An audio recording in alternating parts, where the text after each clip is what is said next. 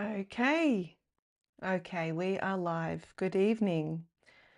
Good evening, everybody. I think we've got sound. Yes.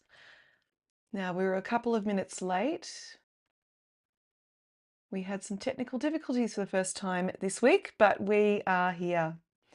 Welcome. Welcome if you're joining us for Coolnomics Live. Okay, we've got all of our items here. Drop a comment in the chat. Let us know where you're joining from this evening. Excuse me. This evening, we are going to be talking about principle number 2, emotional intelligence of Coolnomics. I'm Robyn Wilson, the founder of Coolnomics, a new economic theory exploring the relationship between cool, or the cultural zeitgeist, and the economy. Now, let me know if you are joining in. Let me just check our chat. Okay, we are live on our chat. Welcome. Welcome, good evening. We'll give it a few minutes for people to join now that we're up and running. Again, apologies for being late a few minutes. We had our first set of technical glitches for one of our live streams, but we are here now. Good evening, welcome. Drop a comment in the chat. Let us know where you're dialing in from this evening. And we'll get started in a couple of minutes. We'll just let some people join us.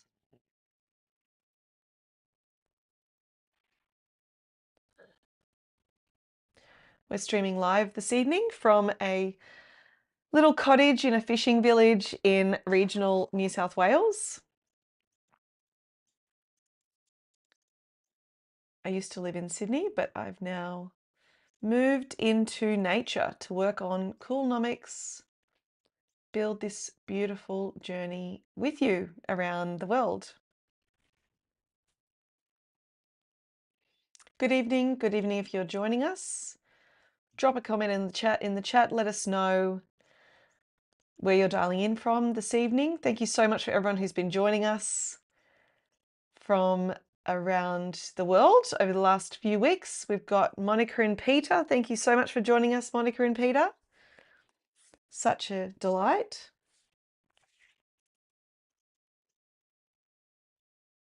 Good evening if you're joining us. Oh, Dan Brophy, hello.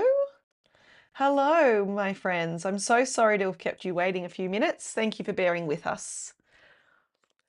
I'm using a different camera tonight, so we had a little bit of a different setup. And I don't have Fiona tonight. Fiona's on holiday in Indonesia, surfing, being a baddie like she is. So I'm on my own with these bits and pieces, which is fine. But yes, I had a little bit of complexity with my technical setup. This evening we're going to be talking about emotional intelligence, how to make things that are magnetic and sticky and desirable, intimate. We want to think about, how does this thing that I'm doing, that I'm bringing into the world, that I'm already running, or I want to do better, it might be a strategy, it might be a product that you're designing, it could be a marketing strategy that you're running, it could be an investment strategy that you're defining. How do emotions play into the movements of the market and the movements of humanity? How do we want people to feel? How are they currently feeling? And what sort of power or impact could we leverage in positive ways if we were to understand the intelligence of emotions more, neurochemistry, neurobiology, the way that our bodies and brains work together to cause responses and to define what we like and don't like and feel. Good evening. If you're joining us, drop a comment in the chat. Let me know if you're here. Let me know where you're dialing in from. And again, thank you to everyone who's been joining us over the last few weeks. It's the very beginning of something new, but we've already had some really interesting, exciting conversations happening. And I think I mentioned last week, we will have our first guest in a couple of weeks, the professor, Dr. Joel Dinnerstein, who wrote the book, The Origins of the Cool, because cool actually has political history to it. As you know, most creative things and things that are important to the world, there's some sort of political, economic, cultural, or social significance to it. Okay, we might get started. Coming to you from Bondi. Okay, Dan Brophy. All right, I think we are good to go. I think we can get started. All right, so before we begin, let's acknowledge the country that we are on.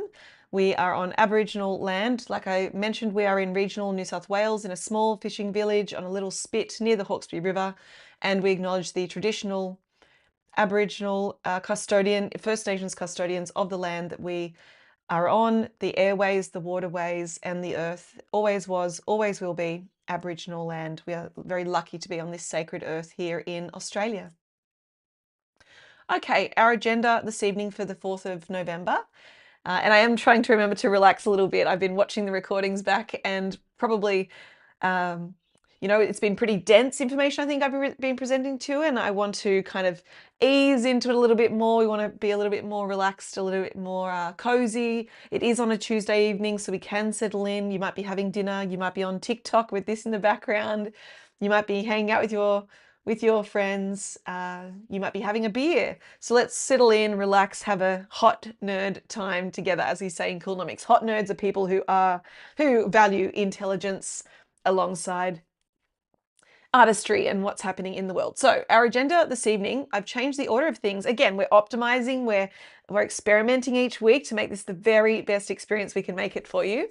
And so tonight we're going to start with our zeitgeist report. We're going to talk about 3 examples in the world of Coolnomics and how they're relevant to the zeitgeist and how they're relevant on a social, cultural, or economic level.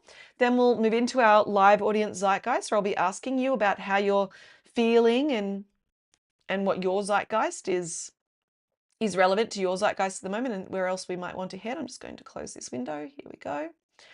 And then we will move into our mini lecture about emotional intelligence, unpacking the relationship between cool and emotions and the economy. As I'm sure we could all agree or imagine or guess already, emotions are involved with cool. Something can't be cool without the registration marks of emotion in any which direction, which we'll unpack more. And then we will have a Q&A. We'll wrap up and talk about what we might be coming up. Now, in terms of questions this evening, if you've got questions, drop them in the chat.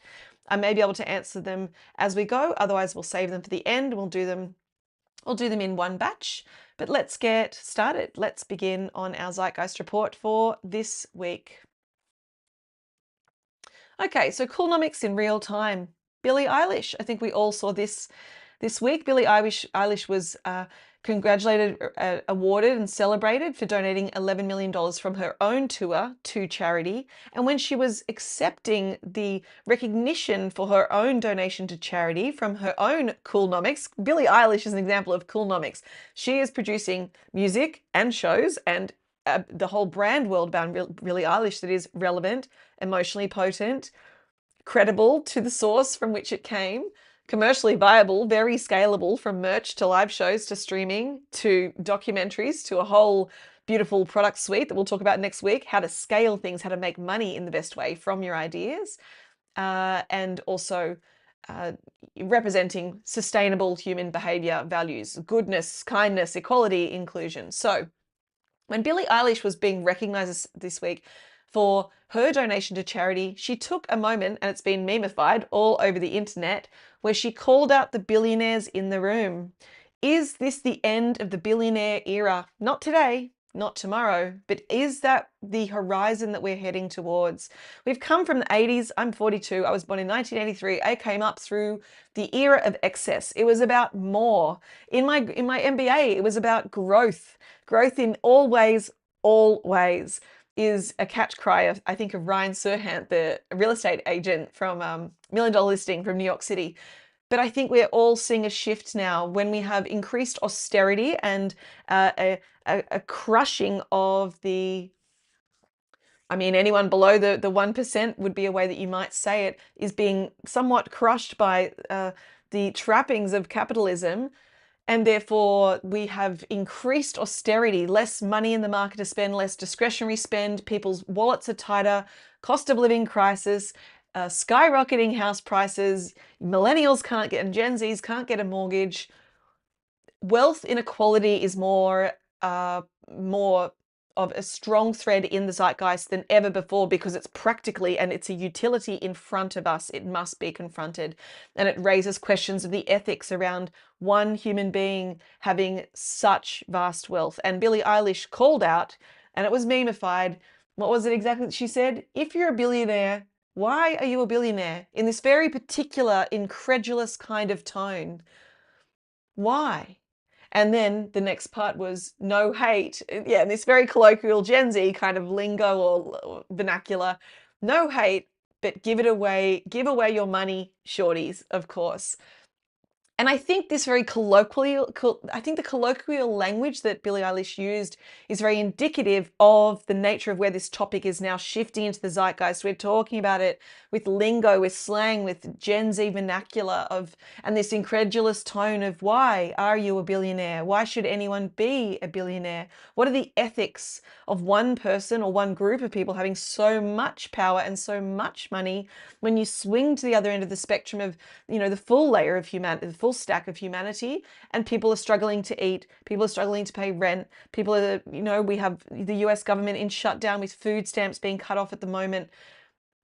The pendulum is swinging, and major questions are being asked now that were not asked in the 80s, 90s, or early 2000s, or even the 2010s. But this year, we're seeing this swing of, will anyone be a billionaire in the future? And of course, that raises questions structurally of what would need to change for that to not be the case. There would have to be wealth caps. There would have to be a more ethical approach to how capitalism it works and how wealth is deployed. As we know, all these sort of questions are part of the zeitgeist, and thus the cultural signal this week of, is it the end of the billionaire era? We shall see.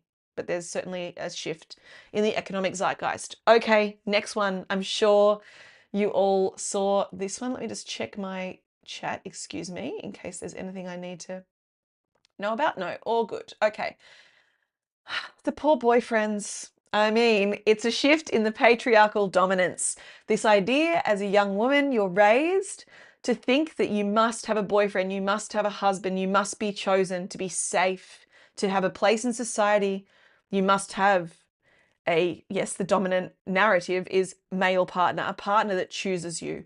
And we had this article in UK Vogue that was published this week, and it went viral across every single channel because it hit the zeitgeist. It's an example of a cultural pulse where multiple factors came together. There was a rumbling under the surface. This particular headline at this particular time: is having a boyfriend embarrassing now? Triggered so many responses from around the world. And we're not saying that having a boyfriend is embarrassing. I think anyone knows that that's not what the thesis is. I think the set of questions that are being raised are, what is the value of a partner in your life? And that, patriarchy, we live in a patriarchal society. We cannot deny that. This idea that, perhaps men are given a place in society much more naturally than women. Women have to earn a certain place. It's patriarchy. It's built for the male species more predominantly than women. Women have had to fight for their place in different ways. And so this shift, and this is a motive. This was such a good example for this week because this is a motive. This is shame in a headline. This is triggering. That's why it was viral, because it hit a moment in the zeitgeist. It hit the right feeling, the nerve. And this idea of being embarrassed by something, yes, Dan Brophy, absolutely. Lily Allen with David Harbour and cheating and open marriages and deception.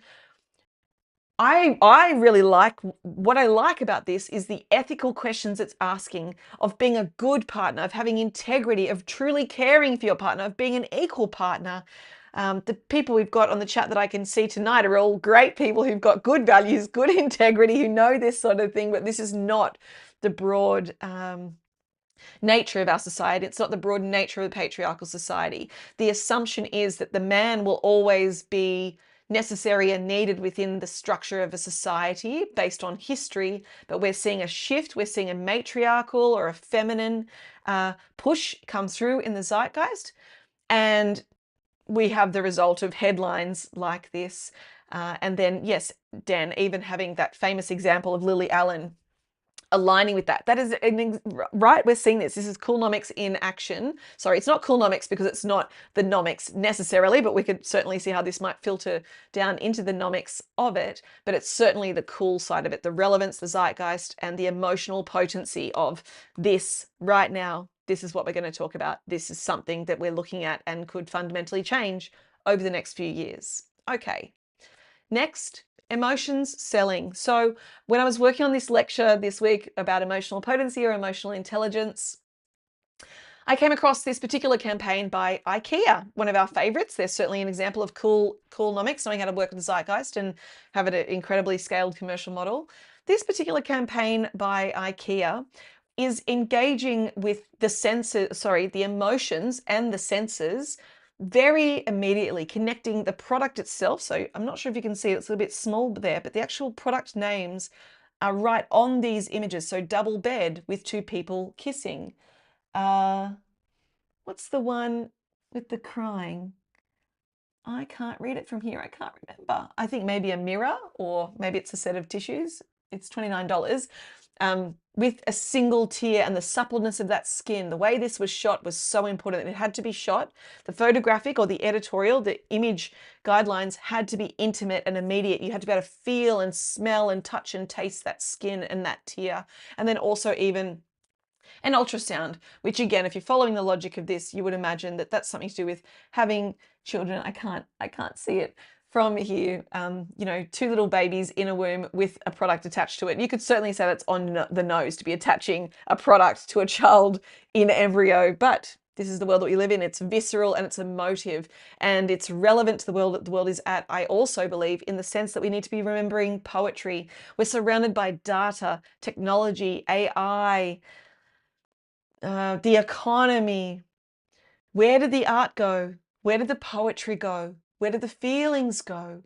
Where did the chance to breathe and be and touch and feel go?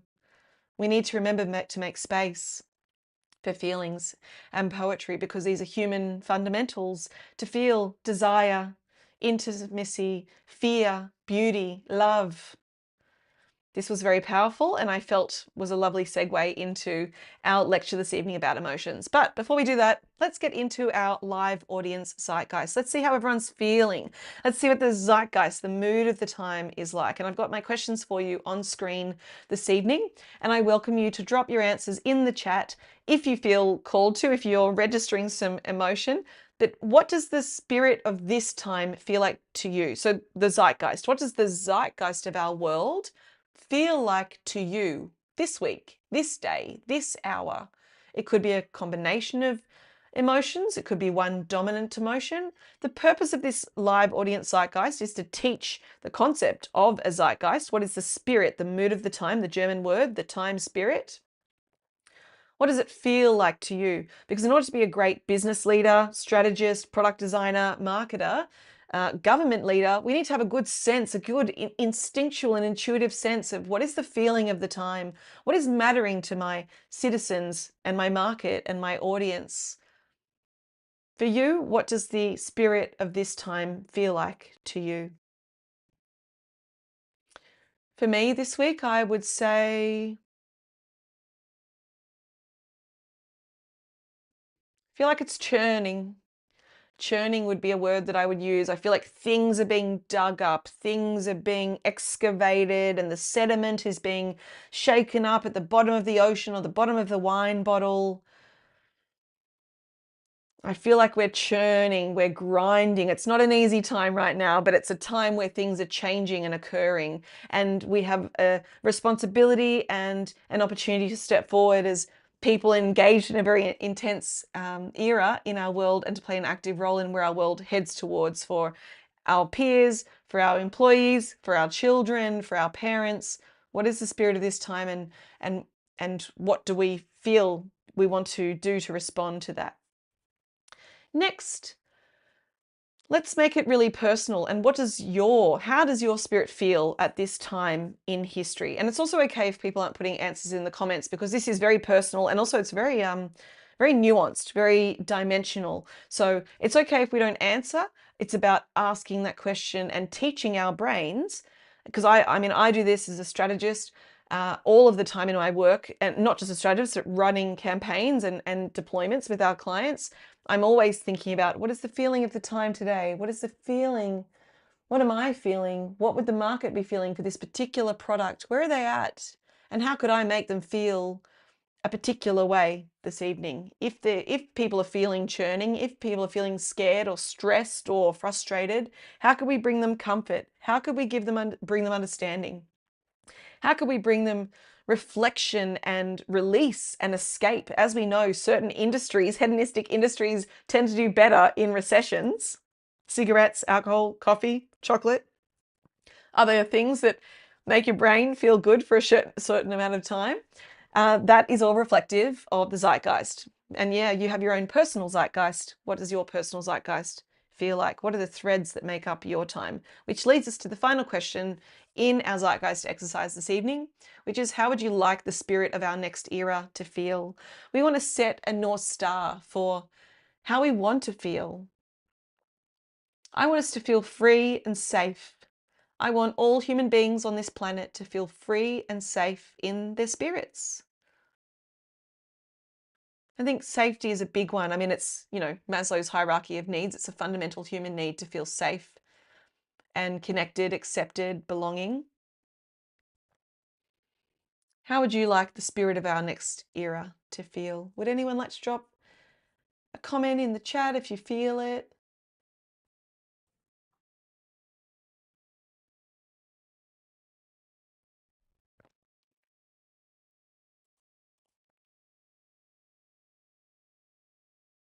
Okay.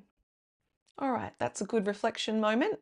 Let's move through into our master principles. Do a little quick recap to orient ourselves to and also if this is the first time you're joining us, let's go through the master principles, not in detail. Let's cover them off again. We've got there's 5 principles. The first 3 are the Coolnomics. The first 3 are the resonance and the culture. For something to be Coolnomics, it must be 5 different things. To varying degrees, but they must be culturally relevant, emotionally potent or emotionally intelligent, and authentic and credible to the source, the person, the originator, the team, the idea. It must have some level of originality, connection and consistency between the original idea or the original premise and intention of the idea and the person who created it and the deployment of it. That's why you can't just make something cool or copy somebody else. That's not cool. It's only cool if it's authentic and original and fresh and powerful and relevant to the world. That is the cool. And then to make up the nomics, where we turn the potential of the first 3 into money and sustenance, something that is sustainable. Number 4 is commercial viability. So the money and the value. The economics is, as we know, is not just money, it's the entire value system. And commercial viability is such an art form. I do it in my job. I write commercial strategies. I take someone's idea and then I say, okay, here's how we're going to sell that idea to market. Are we going to turn it into 5 different products and release them at different times? Are we going to cause scarcity and a drop strategy in the market? I'm doing that with one of our clients at the moment, getting the market really hyped up, really excited, creating a lot of energy and meaning around the product, not creating, communicating the true authenticity and beauty around the product. And getting a whole lot of media in Australian Financial Review, New York Times, Rush Magazine, that by the time we drop those products in market in a couple of weeks, we will have, hopefully, a whole lot of vibe and hype. And also it's a limited release, only 100 of this particular product that we're selling, that you have to be in to get it. And that is the way that you drive momentum and desire in a market. And then finally, if we're going to be doing anything in 2025 beyond, it needs to be sustainable and regenerative in some way. It could be environmental, it could be social. As we know, the United Nations sustainability goals, and not just environmental. Of course, climate change is a huge and prevalent priority for our world, but also social goals. What is this doing for the world that is useful, purposeful, sustainable? And I'm particularly interested in sustainable human behavior, because Coolnomics has such a strong behavioral science element to it. We have the ability to design products that help people engage in behaviors that are more sustainable for the planet, because there's you can ban things, you can stop things, but also what we want to do is encourage people to adopt new behaviors that are desirable and sticky and unavoidable, because the design process has caused it to result in that behavioral change. Okay, so the resonance equation is where we bring together those first three. Let's just recap that again. So for something to be cool and effective, to be resonant, as we know, cool is not about aesthetics or trends. Cool is what resonates with people. And that's why different people think different things are cool. Some people are into Warhammer. They're into fantasy. They're into sci-fi. That's what's cool to them. Some people are into skateboarding. That's what's cool to them. You've got surfers, you've got fashion, you've got all the different kinds of cool. It's about what's true and potent to you, what is relevant to you, and what speaks to you in that moment in time. Secondly, it must engage the emotions that are potent, memorable, and we're going to get into that more deeply tonight. And of course, the thing must be credible and trustworthy. Credibility drives trust, which drives behavior, action, buying, trusting, voting, credibility, resulting in resonance, of course. And last week we moved through a few examples, which were Lego, Netflix, and Apple. You can go back and watch last week's episode to see how we applied the formula of resonance to those three major brands to talk about how and why they have remained resonant in the market, why they have remained commercially viable, where they have remained relevant. It's built into the business model. And that's also the difference with Coolnomics. Coolnomics is not just for your social team. It's not just a marketing practice. It sits at the very top of the business structure. It sits at the level of the model, and then all the decisions that you make about that business on a model level, on a strategic level, then very naturally tell you what you need to do with your product, marketing, technology, operations, human resourcing, and commercial planning. Everything comes from the model, the actual business strategy, the commercial strategy itself. You build it into the model, and then you've got a natural future that unfolds in front of you. Okay, let's get into our mini lecture for this evening. Can I just get a check-in with everybody, or somebody to let me know that everything's working okay at your end? Just a thumbs up. Check that things are all good before I dive in. All good. Excellent. Thanks, Dan. All right. Emotional intelligence. Why do feelings matter? Ew. Feelings? Aren't feelings messy? Don't feelings take up time? Aren't feelings embarrassing and vulnerable? Well, sure. Feelings are also powerful. Feelings are also undeniable. Feelings also make people do things. Feelings also make memories. Feelings matter. Let's talk about why. Resonance doesn't happen by accident.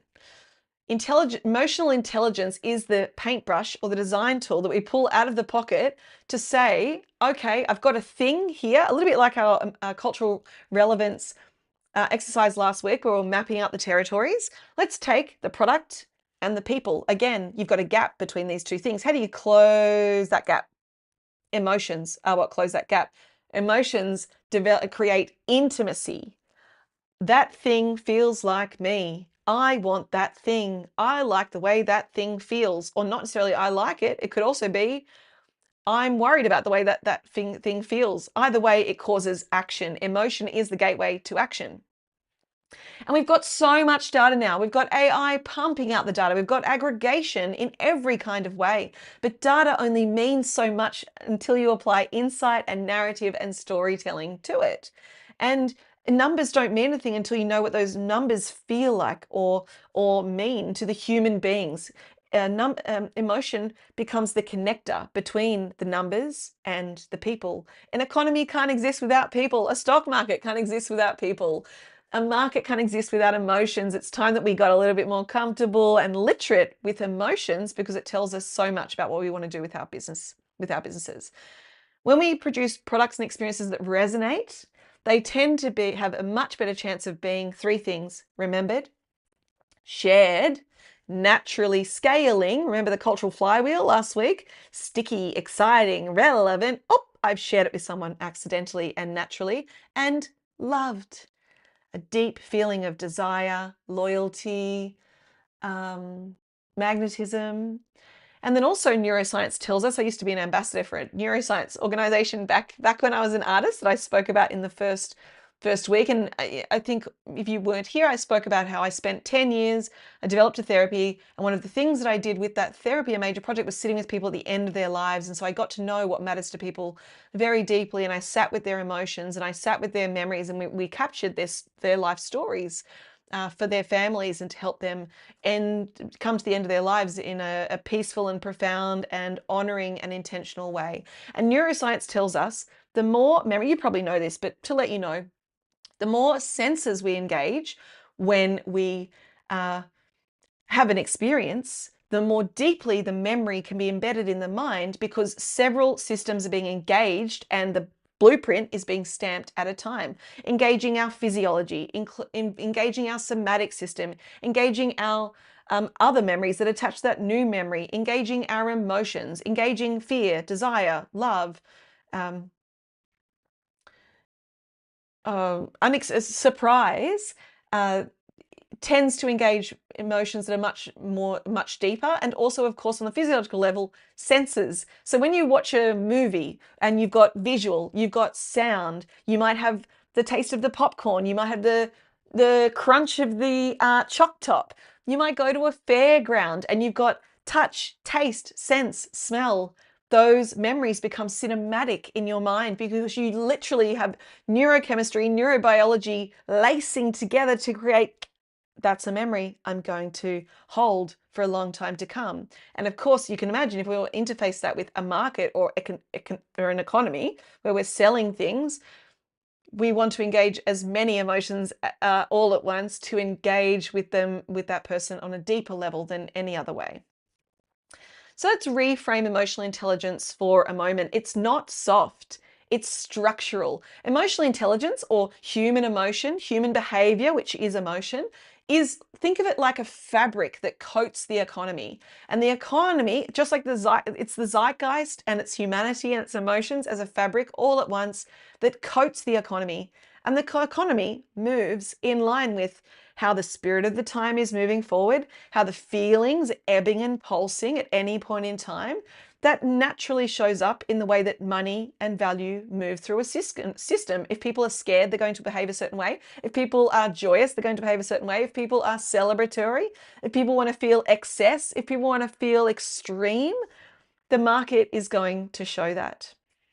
And the more we can build our literacy and understanding emotion, the better, as business leaders and government and culture leaders, we can start to see what's coming forward through for us, because we're getting a sense of the zeitgeist, of the feeling of the time, which moves us in the direction of, prediction and being on the very cutting edge. I want you to think of any brands that hold any emotional weight for you. The reason that they might hold emotional weight for you is because they feel like they know you. It's not necessarily said in words, it's a felt sense. That's emotional design. It's not by accident. It's very intentional, clear choices being made by Coca-Cola with that particular ad and that particular typography of the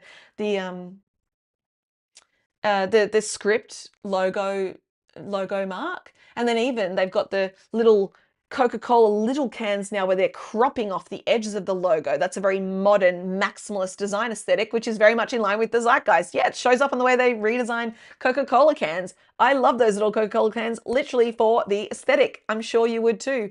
Think of McDonald's and think of, this can swing in good and bad ways. We can mask anyone who is kind of doing bad things in the world understands this and uses it in their work. The power of the Make America Great Again hat is undeniable. That is emotional design. Nothing is by accident. And like I, often say, Coolnomics is just as relevant for businesses as it is for governments. If we want people to vote for us, we need to be relevant. Let's look at Zoran Mamdani right now. He's about to have that election in the next couple of days. Let's see if he wins. He's run a really good race. It's been emotional, relevant. He's gotten it out amongst the streets with all the different types of people who are, going to be gaining traction. Let's see where that lands. But yes, emotion is so relevant to businesses right through to governments. Now, let's think of some examples of brands and businesses that have loyalty ongoing, because we don't want just emotion in this one moment. We want emotion in this moment, that moment, this moment. And we want to continue the cultural, just like a cultural flywheel, we have an emotional flywheel. One of the businesses I'm taking to market at the moment, we're thinking a lot about how we want people to feel, and the feeling with that particular brand, scrolling on Instagram with, think of the headlines that people are scrolling and the emotional experience people are having on Instagram specifically as one of the platforms at the moment. This particular brand has a lot of nature imagery, it's surfing, it's artistry, it's First Nations storytelling, it's deep, ancestral, sacred, so far away from the headlines that people would be seeing in every other post.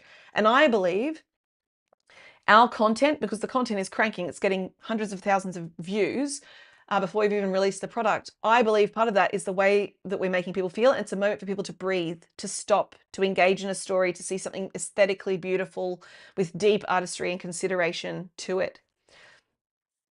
Now let's think of some examples of the moments where cultural movements and emotions connect up, and then also the fact that people don't behave in rational ways. Markets aren't rational, markets are emotional. So let's think of some examples, right? So we've had Melbourne Cup today, and there's a whole bunch of different points of view on the ethics of Melbourne Cup. But if we really think about Melbourne Cup or gambling, is that rational? Is it rational to ride a horse and have a bleeding mouth at the end of that race? Is that okay? Is that rational? That seems emotional because it's the dressing up, it's the gambling, it's the spectacle, it's the tradition. That is emotional. Going on a roller coaster, that is dangerous and scary. That's emotionally driven, and it also creates memories. Now, let's think of a really sticky one. Smoking. Let's think about smoking. Okay, people aren't going to stop smoking until, oh wow, I just got balloons behind me. I don't know how that happened. Smoking. People aren't going to stop smoking until it's not cool. It's still cool. They've even try to make it grotesque on the packaging. Think of that. Think of those emotional drivers. You've got the ridiculous grey and grotesque eyeballs and lungs and brain imagery on the packaging, yet people disregard that because the emotional driver is too strong. The addiction, the neurochemistry, the identity of it, the connection to community. The feeling of what it, who you are and what it reminds you of when you smoke. Until we can overcome those behavioral drivers, people are not going to stop. And I mean, yeah, there's a whole bunch of examples. That's why people do things that aren't necessarily good for them. They keep doing them because it's still cool. It's still relevant and resonant and credible, authentic. We've got history behind us that says smoking and drinking and doing naughty things is fun, desirable, sexy, powerful. People won't just stop doing those things until the identity and the emotion around that changes. I'm sure you'd have some examples as well. Now, let's look at some hierarchies of emotions. Let's get into a little bit of more science, a bit more structure for a moment. We can have a positive affect or we can have a negative affect. And in the psychology and neuroscience worlds, we've got some hierarchies that occur. We've got four main pillars that scientists, behavioral scientists tend to group emotions into. We've got contentment, we've got happiness, we've got love, and we've got pride. Powerful, potent verticals of emotion. And as you can see, they sort of span the container. From calm to visceral to undeniable and grounded. And then negative affect, we've got 4 key pillars as well. Anger, fear, sadness, shame. So we saw shame, embarrassment, humiliation show up in the "is it embarrassing to have a boyfriend now" headline.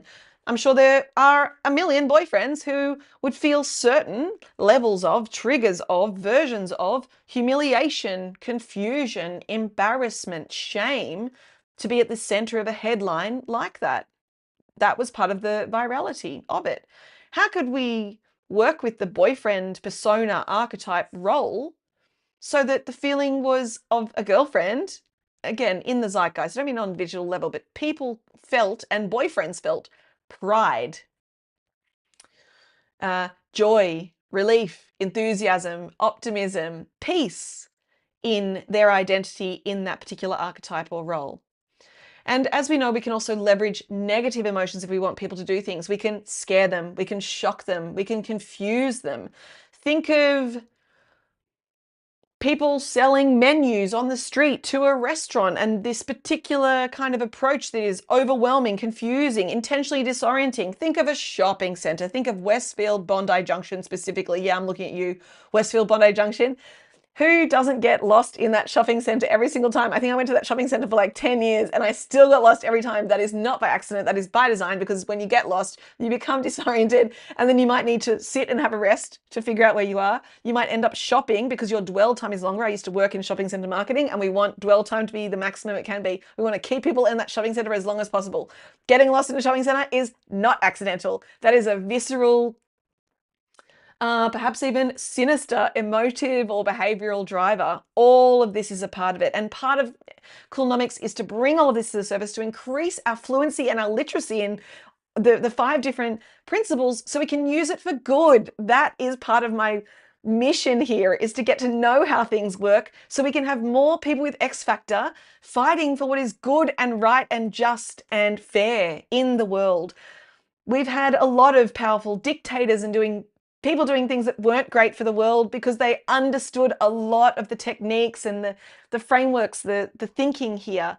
I believe we don't have enough of this at the other end of the spectrum. I don't want to use left or right. I don't want to use blue or red. I want to talk about values and people who care about humanity as a priority. And I think if we could build our literacy and our skill, we could do a lot more to move the zeitgeist, move the economy, move the world in the direction of being a better experience for people to live in this world. Okay, some of the players that we can engage with, like I sort of mentioned before, to activate emotions and feelings are the 5 senses: sight, sound, taste, aroma, and touch. How does it smell? What would be beautiful? There was a nut shop at the bottom of the QVB called Nutorious, and that nut smell, it wafted through the entirety of Town Hall Station. I think I mentioned that, QVB sits on top of Town Hall Station. 33 million people move through that building each year. 33 million people who smell that smell, and it triggers the feeling of Christmas. It triggers the feeling of going home. Oh, there's the smell of Nutorious roasting their nuts. I'm going home. Or I've arrived and I'm going into the office. Or it could be the bell tower playing. I mean, the QVB, the Queen Victoria building, is it's a product that I've worked on personally that is a really good example of emotional intelligence and potency, with all of these sensory signifiers that activated behavior and adoption. And, I would like to see it go to the next level, the QVB. But yes, the sound of the clock towers, the piano, the smells, and of course the visual, the striking visual, is all part of embedding a feeling or a set of feelings in people that they remember forever and cause them to act in some way. Okay, I've got an exercise for you. All right, I've made good time this evening.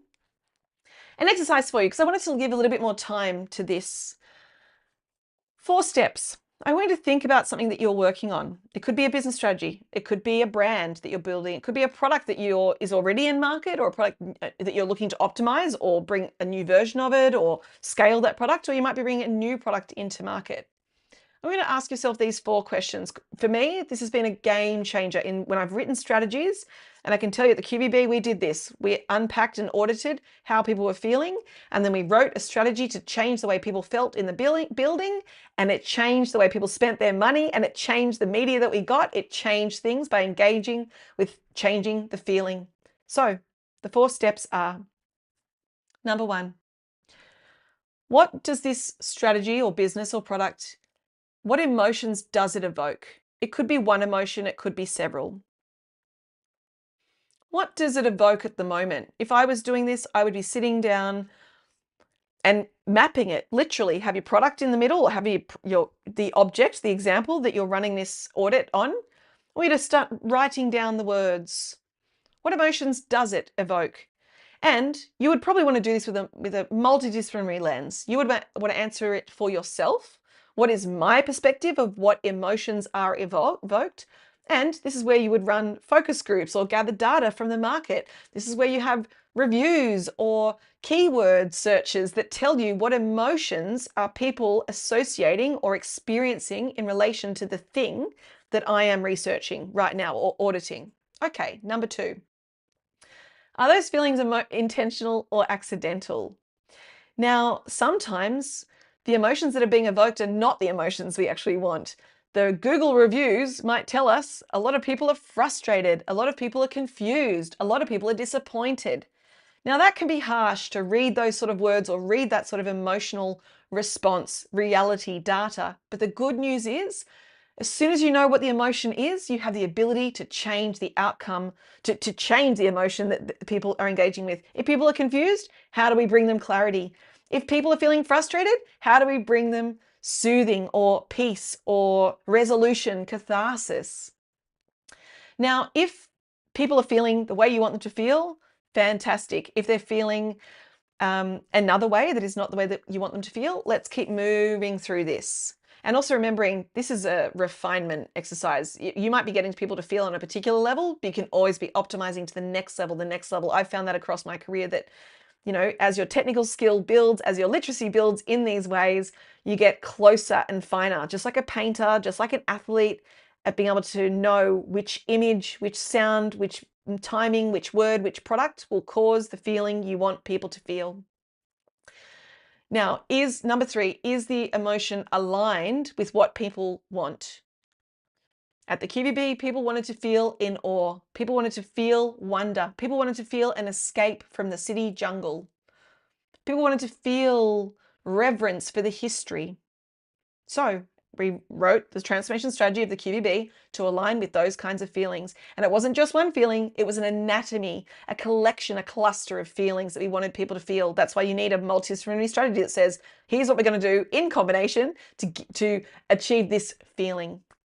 And now the final piece, and this is the really juicy bit, what would change if you redesigned your approach, redesigned your product, optimize, I don't mean redesign the entire thing, but optimize the design of your product or your strategy or the deployment of your brand. If you did that through an emotional lens, if you applied this lens or these insights, would it close the gap?